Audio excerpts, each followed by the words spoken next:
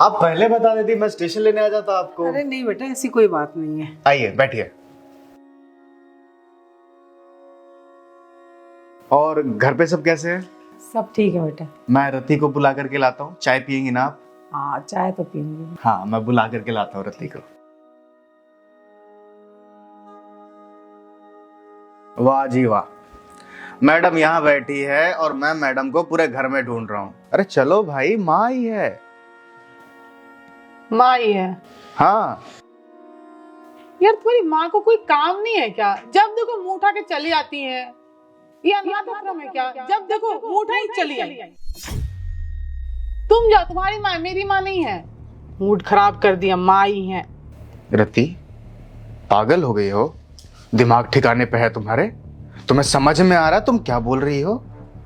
मुझे बिल्कुल समझ में आ रहा मैं क्या बोल रही हूँ। मुझे नहीं पसंद है कि वो बुढ़िया यहाँ पर आए। वो क्यों आती है यहाँ पे यार? चुप करो, बगल में है वो, दूसरे कमरे में बैठी हुई है वो। सुनेंगी तो क्या सोचेंगी?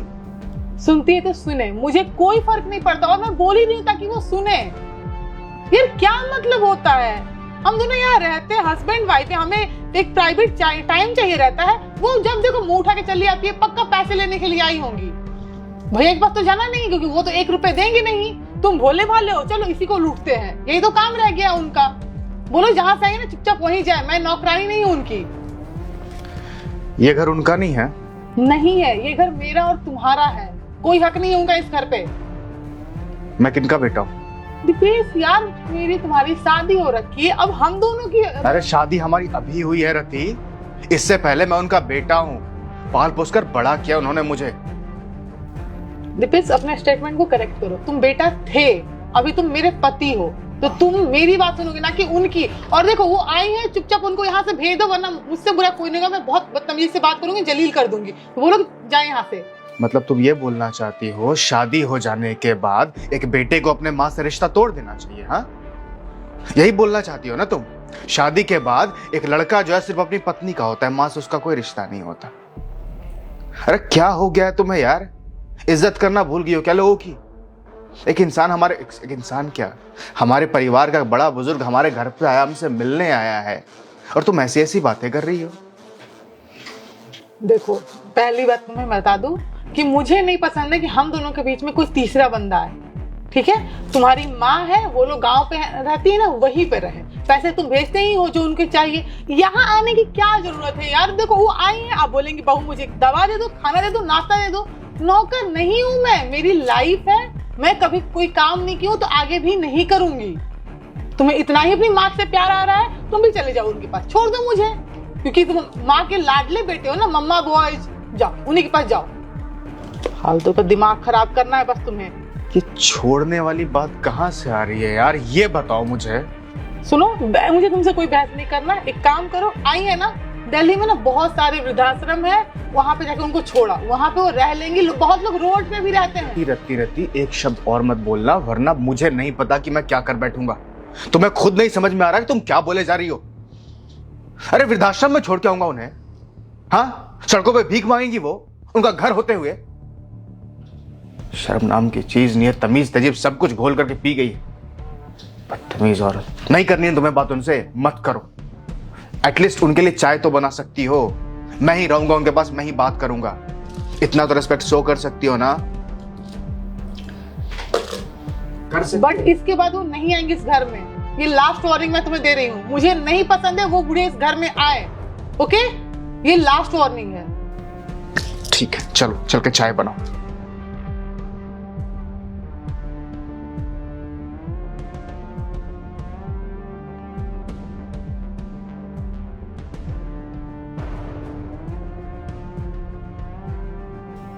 माँ, आप यहाँ पर?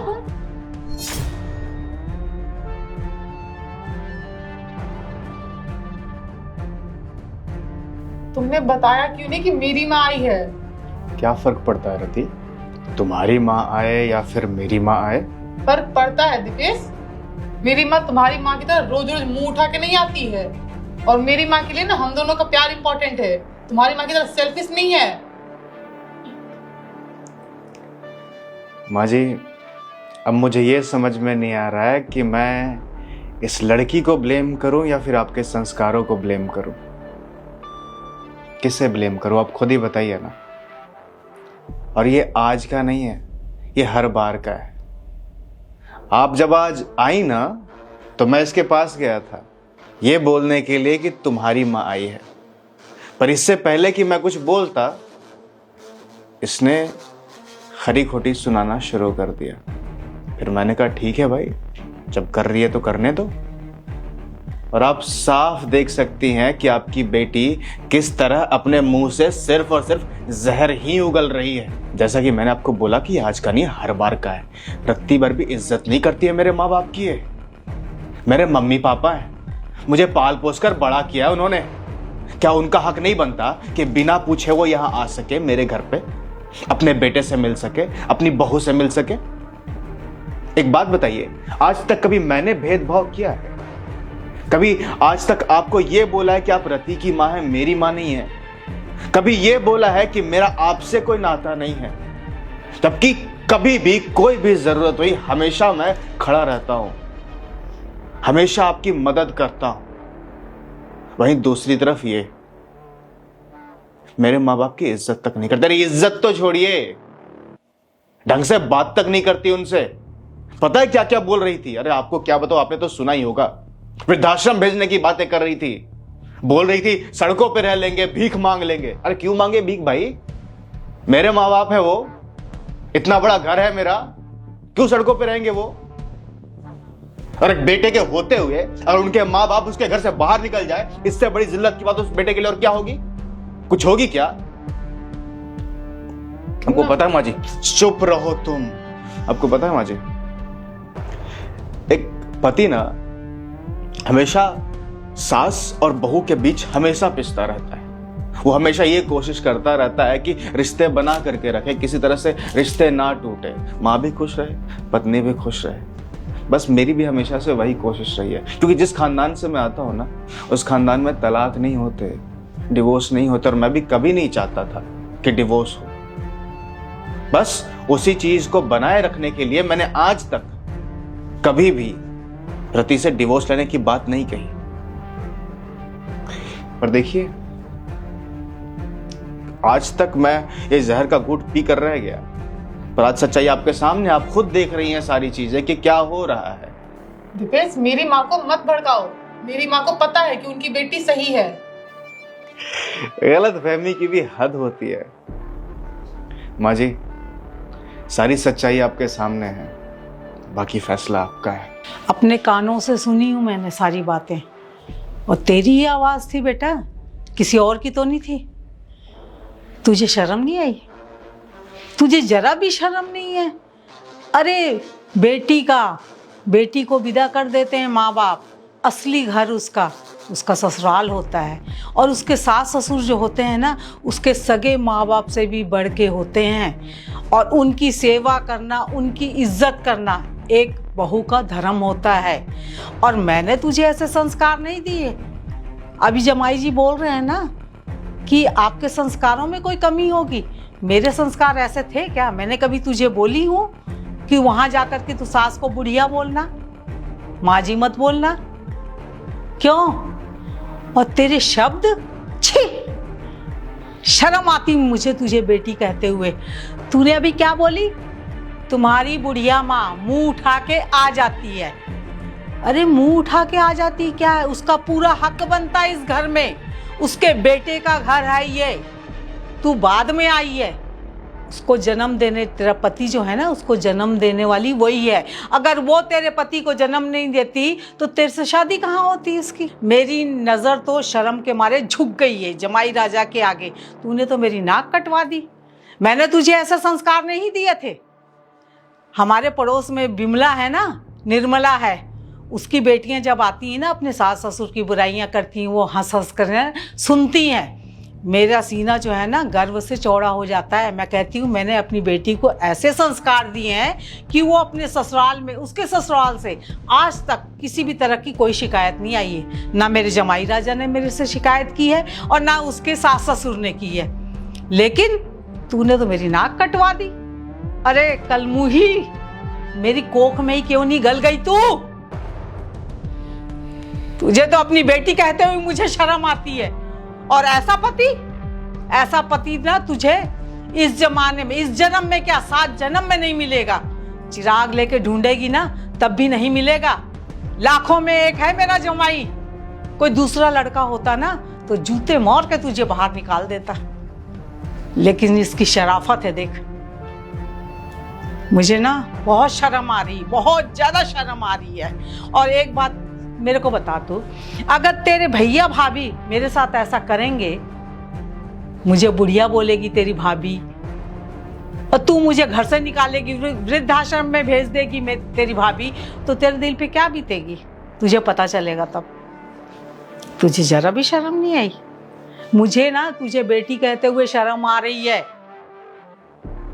और एक बात कान खोल के सुन ले, तेरी माँ जो है ना आज से तेरे लिए मर गई है। और वो जो तेरा मायका है ना वो खत्म हो चुका है तेरे लिए। कोई मायका नहीं है तेरा। कभी भूल के भी वहां कदम मत रखना, नहीं तो तेरी टांगे तोड़ दूंगी मैं, समझ गई? और जिस दिन मुझे पता चलेगा कि तू अपने सास ससुर की इज्जत कर रही है, उनकी सेवा कर रही है, उस दिन तू मेरी बेटी कहलाएगी और मैं तेरे घर में आऊंगी। वरना समझ ले तेरी माँ तेरे लिए मर चुकी है। पता है माँ जी, पिछले 2 साल से मेरे मम्मी पापा इस घर में नहीं आए, क्योंकि मुझे बहुत अच्छी तरह पता है कि रति को मेरे माँ बाप पसंद नहीं है। और मैं भी किसी तरह की फालतू की किचकिच या झगड़ा नहीं चाहता था, इसलिए मैं उनसे या तो गांव में जाकर मिल लेता या फिर बाहर कहीं मिल लेता, पर कभी भी इसके सामने नहीं आने दिया। मैंने कहा वो अपनी जगह पे खुश, ये अपनी जगह पे खुश। उन्होंने बेटी की तरह रखा है इसे हमेशा। अरेंज मैरिज हुई ना हमारी, इसे पसंद किया, मुझे बोला कि बेटा शादी कर ले, लड़की बहुत अच्छी है, एक बेटी की तरह प्यार दिया। पर बेटी तो छोड़िए, बहू भी छोड़िए, ये लड़की एक इंसान भी नहीं बन पाई। और इस बात को लेकर ना चुल्लू पर पानी में डूब मरने का मन करता है मेरा। ये कहने में भी शर्म आती है कि ये मेरी बीवी है। बेटा मैं ना इसके तरफ से भी तुझसे माफ़ी मांगती हूँ और मैं खुद माफ़ी मांगती हूँ। जो इसने कर्म किए हैं ना बेटा, वो माफ़ करने के लायक तो नहीं है। लेकिन मैं क्या बोलूँ कि तू इसे माफ़ कर दे बोल के। अरे बेटा तू अपने माँ बाप के प्रति अपना धर्म रख, समझ गए ना? इसको छोड़ेगा ना, बाहर जाएगा तो 10 मिल जाएंगी तुझे, लेकिन माँ बाप ना जिंदगी में एक ही बार मिलते, दोबारा नहीं मिलते बेटा। इसके तरफ से मैं माफी मांगती हूँ। सॉरी प्लीज, मुझे माफ कर दो, गलती हो गई। तेरा कर्म माफी के लायक नहीं है रति। प्लीज माफ, तूने मेरी नजरें झुका दी। प्लीज मुझे माफ कर दो मम्मी, आगे जैसा मैं कुछ भी नहीं करूंगी। मैं जा रही हूँ बेटा। दीपेश बेटा मैं जा रही हूँ। प्लीज मुझे माफ कर दो, मुझसे बहुत बड़ी गलती हो गई। प्लीज मम्मी को रोक लो ना दीपेश, प्लीज प्लीज मम्मी को रोक लो ना।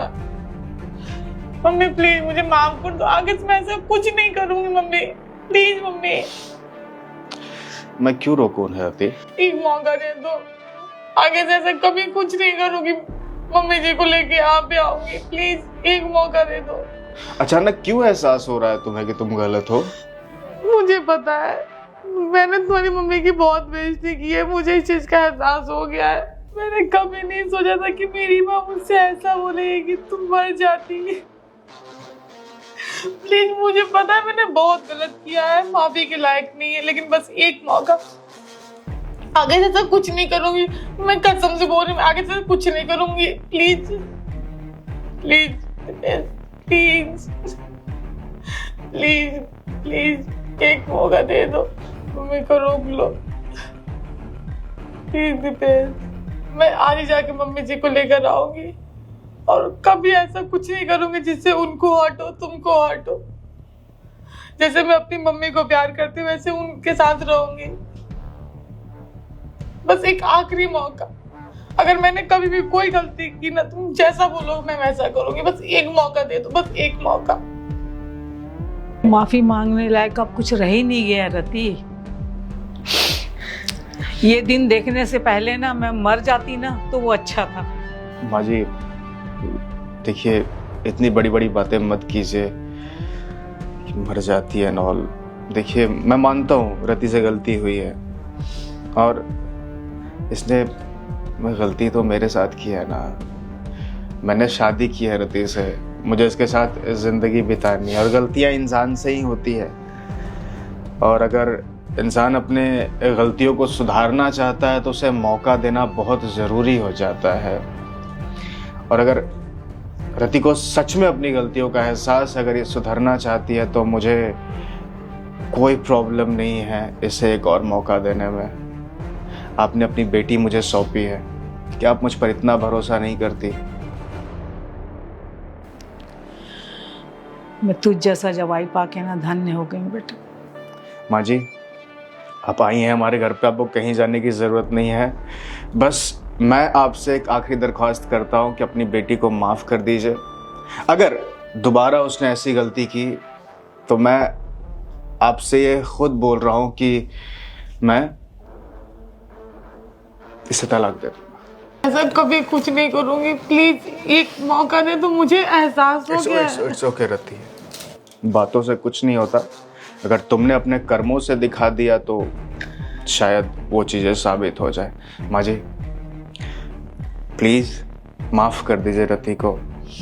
मैं तुम्हारे कहने पे चुप हूँ, मैं उसको माफ़ नहीं करी हूँ बेटा, लेकिन उसके जो कर्म आगे होंगे ना उस हिसाब से मैं माफ़ी दूंगी उसको। मैं तुम्हारे कहने पे मैं रुक सकती हूँ यहाँ पर। मम्मी आगे जैसा कुछ नहीं हो जिससे आपका सर झुके। बस एक मौका, आखिरी मौका दे दो। अपने सास ससुर को लेके आएगी ना यहाँ पे, मम्मी मैं आज ही जाऊंगी ना, कभी बदतमीजी उनकी सेवा करेगी ना। हाँ मम्मी, जैसे मैं आपसे प्यार करती हूँ मैं उनसे प्यार करूंगी। मुझसे भी ज्यादा करना बेटा। ठीक है मम्मी। ये आखिरी चांस है तेरे लिए, इसके बाद समझना तेरी माँ खत्म है, ठीक है? माँ जी बैठिए ना आप, अब तो चाय बनाओगी माँ के लिए।